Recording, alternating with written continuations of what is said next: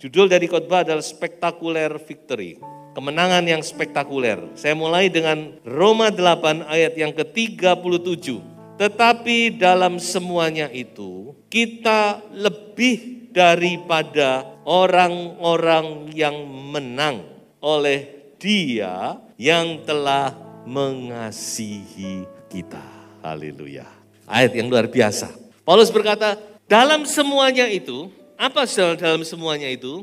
Kalau kita melihat ayat sebelumnya, maka semuanya itu adalah tantangan dalam hidup. Ada penindasan, kesesakan, aniaya, dan segala macam. Dan Paulus berkata dalam semuanya itu, kita ini lebih dari pemenang. Bukan cuma menang loh ya, tapi more than conqueror. Lebih daripada pemenang. Haleluya. Ini kemenangan yang Tuhan berikan tuh tidak pernah kemenangan yang pas-pasan. Bukan kemenangan adu penalti. Atau kemenangan dus kalau badminton. Bukan kemenangan yang untung masih menang. Bukan. Tapi kemenangan yang lebih dari pemenang. Amin. Kemenangan yang gilang gemilang. Kemenangan telak. Kemenangan yang spektakuler. Sebab itu kita mempunyai janji yang luar biasa. Kita harus percaya bahwa kita akan menang dalam semuanya itu. Bukan cuma menang, tapi lebih dari pemenang. Saudara, kita ini dalam peperangan rohani. Jangan sampai kita lemah, jangan sampai kita lalai, jangan sampai kita loyo. Bukan peperangan jasmani, itu peperangan rohani ini, saudara. Bagaimana kita harus menang menghadapi semuanya ini. Bukan cuma masalah sakit penyakit, itu satu masalah memang. Tapi lebih dari itu, iblis sedang menyerang gereja Tuhan ini. Membuat orang-orang Kristen patah semangat, menjadi malas, tidak mau ke gereja lagi. Ini peperangan, saudara. Kita tidak boleh lemah, kita harus bangkit. Kita harus percaya bahwa Tuhan akan memberi kemenangan kepada kita. Amin. Rohmu jangan sampai padam. Makanya dikatakan biarlah rohmu menyala-nyala dan layani Dia. Iblis itu pinter, saudara. Pengalamannya sekian ribu tahun itu kita nggak ada apa-apanya. Nggak dengan cara ini, dengan cara itu, dengan cara ini, dengan cara ini. Dia menyerang sedemikian rupa sehingga anak Tuhan terlena, sehingga anak Tuhan akhirnya kalah. Makanya ayo bangkitkan. Bangkitkan semangatmu, bangkitkan rohmu, amin. Haleluya, harus bangkit saudara. Saya akan membawa saudara kepada satu cerita di dalam 2 Tawarikh 20. Saya tidak bisa bicara detail, tapi Bapak Ibu yang mau tahu ceritanya silahkan membaca. Kemenangan Yosafat atas Moab, Amon, dan Meunim. Ada 3 bangsa yang menyerang dia. Jadi cerita ini dimulai dengan sebuah krisis. Di mana Yosafat tiba-tiba tidak ada hujan, tidak ada angin, diserang oleh bangsa Moab dan Amon. Nah seringkali terjadi demikian bukan? Tiba-tiba, banyak kali dalam hidup kita ini serangan atau masalah atau krisis itu terjadi secara tiba-tiba. Kita nggak punya persiapan untuk menghadapi. Tidak ada persiapan. Yosafat juga demikian. Dia diserang oleh laskar yang besar. Dia sama sekali tidak siap.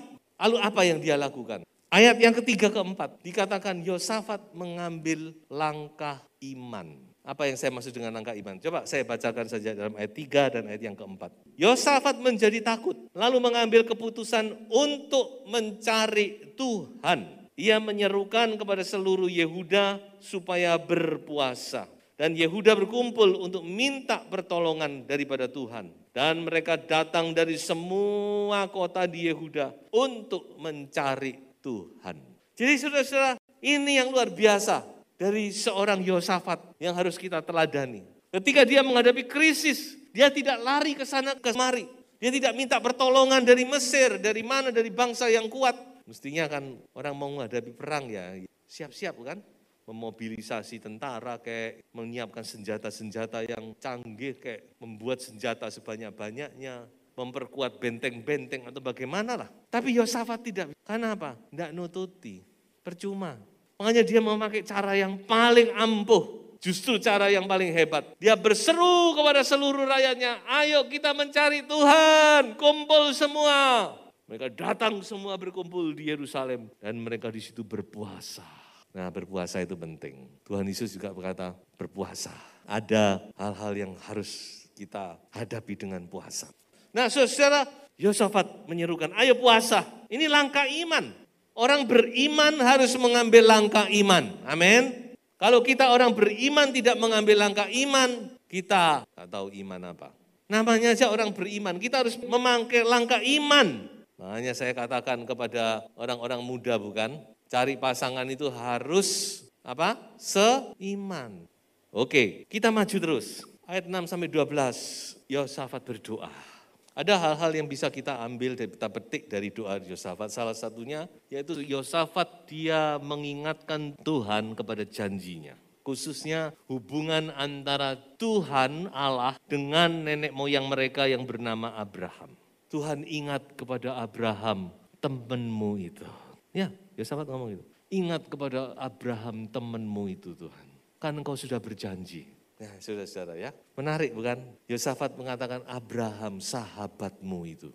Makanya saya katakan persahabatan itu luar biasa. Karena ada Abraham yang bersahabat karib dengan Allah. Ada Daud yang bersahabat karib dengan Allah. Maka bangsa ini diberkati oleh Tuhan. Dalam keadaan terdesak pun masih ditolong. Karena Tuhan berjanji. Dan Tuhan kalau sudah berjanji, Tuhan gak main-main. Tuhan berjanji kepada Daud, kamu gak usah khawatir. Anak cucumu akan duduk di tata. Makanya bagaimanapun diselamatkan oleh Tuhan. Nah ini yang dipegang oleh Yosafat. Tuhan engkau sudah pernah berjanji. Makanya doa yang hebat, doa yang ampuh itu ketika kita berdoa di atas janji Tuhan. Jangan atas maunya sendiri. Walaupun mungkin kita tahu. Tapi pegang janji Tuhan. Tuhan janjimu ini. Kalau perlu sebut ayatnya. Tuhan, di sini Tuhan, di 2 Tawari ini. Pasal 20, ayat ini Tuhan sudah ngomong begini. Aku percaya Tuhan kepada firman-Mu. Tuhan senang diingatkan. Itulah Tuhan kita. Dia paling senang kalau diingatkan kepada janjinya. Oh iya, bukan Tuhan lupa. Tapi itu menandakan bahwa kita ini benar-benar percaya kepada perkataannya. Ya toh? Kalau kita percaya kan kita pasti ngomong, loh kamu kan sudah pernah ngomong gini. Nah itu. Nah, dan kemudian apa yang terjadi? Di ayat 14-19, kita melihat jawaban Allah. Saya bacakan saja ayat 14 dan ayat yang ke-15. Lalu Yahasiel bin Sakaria bin Benaya bin Matanya, seorang Lewi dari Bani Asaf, dihinggapi roh Tuhan di tengah-tengah jemaah dan berseru, camkanlah hai seluruh Yehuda dan penduduk Yerusalem dan tuanku Raja Yosafat. Beginilah firman Tuhan kepadamu. Janganlah kamu takut dan terkejut karena laskar yang besar ini. Sebab bukan kamu yang akan berperang, melainkan Allah. Sudah perhatikan ini. Ketika umat Tuhan datang berdoa, merendahkan diri, berpuasa di hadapan Tuhan, minta tolong kepada Tuhan. Apa yang Tuhan lakukan? Pertama, dia bekerja lewat roh dan lewat firman. Tuhan selalu bekerja lewat firman-Nya. Makanya saudara dengar firman Tuhan.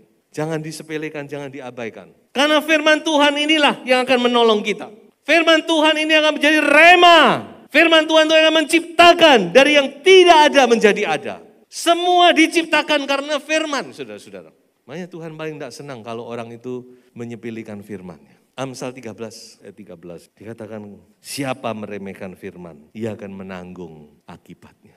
Perhatikan ini firman ini, saudara. Firman ini menjadi rema dalam kehidupan kita.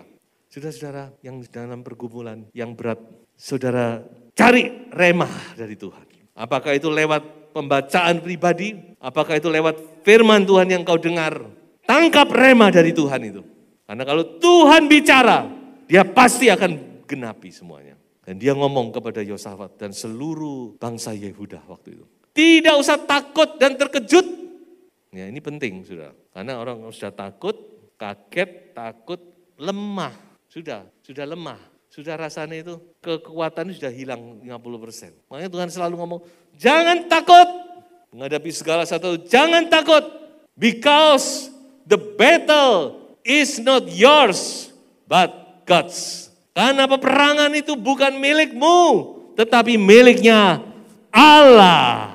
Ini firman yang disampaikan kepada Yosafat dan seluruh bangsa Yehuda. Bukan masalahmu, bukan peperanganmu, bukan problemamu. Tetapi semuanya itu, peperangan itu adalah milikku, kata Allah. Kalau sudah begitu mau apa lagi saudara-saudara. Tidak ada lain kecuali kita, oh puji Tuhan, haleluya. Haleluya, kita bersyukur kepada Tuhan dan itu yang dilakukan oleh Yosafat. Oh dia memuji Tuhan, haleluya. Dia bersyukur kepada Tuhan, mereka mau menaikkan pujian. Dan mereka tidur dengan tenang. Saudara-saudara, kalau orang sudah pasrah itu enak tidurnya. Biasanya orang tidak bisa tidur tenang itu karena mikir terus ini gimana. Sudah berdoa, Tuhan aku serahkan kepadamu. Waktu mau tidur diambil lagi, ojo Tuhan tak bawa sih. Nah, tidak bisa tidur saudara-saudara ya. Ya kalau sudah diserahkan ya sudahlah ya. Kita pasrah, sudah percaya, wis enak tidur. Dan besok pagi apa yang mereka lakukan? Mungkin sudah pernah mendengar cerita ini, bukan? Bagaimana mereka memakai manuver iman. Mengapa saya katakan manuver iman? Karena ini tidak masuk akal. Orang mau perang, yang di depan itu para imam, orang Lewi, yang tugasnya nyanyi, memuji Tuhan, ditaruh di depan. Mengapa dia lakukan itu?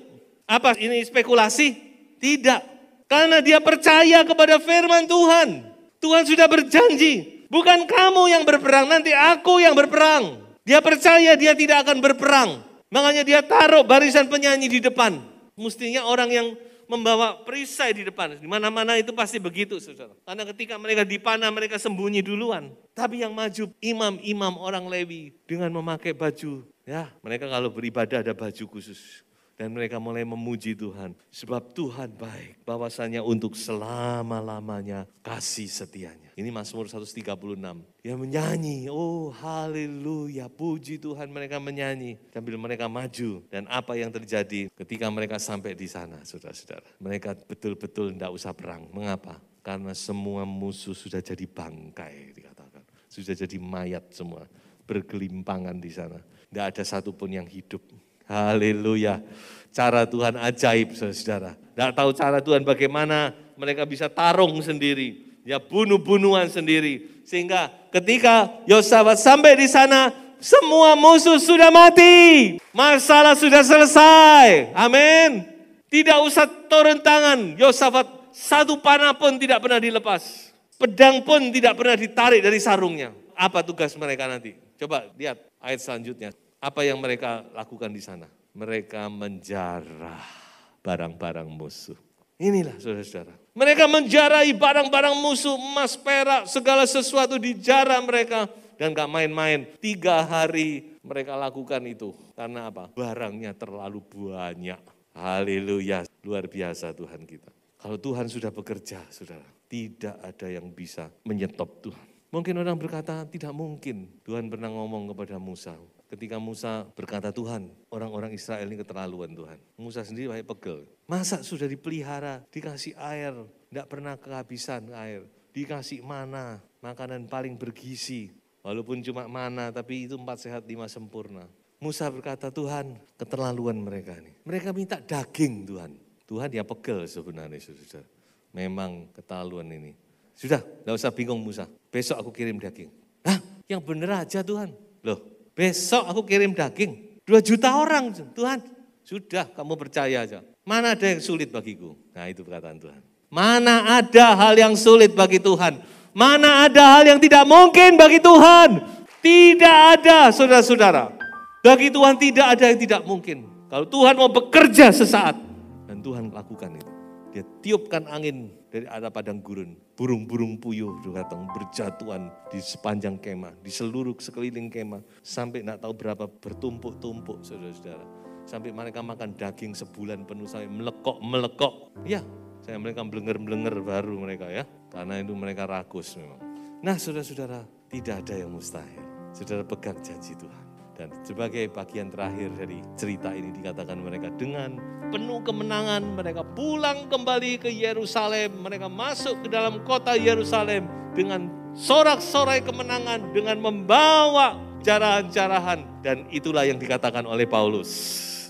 Paulus berkata, bersama Yesus kita selalu berjalan di jalan kemenangannya. Amin. Saudara yakini. Saya tidak tahu masalah Anda apa. Puji Tuhan kalau Anda semua baik-baik. Tapi kalau Anda sedang menghadapi masalah yang berat.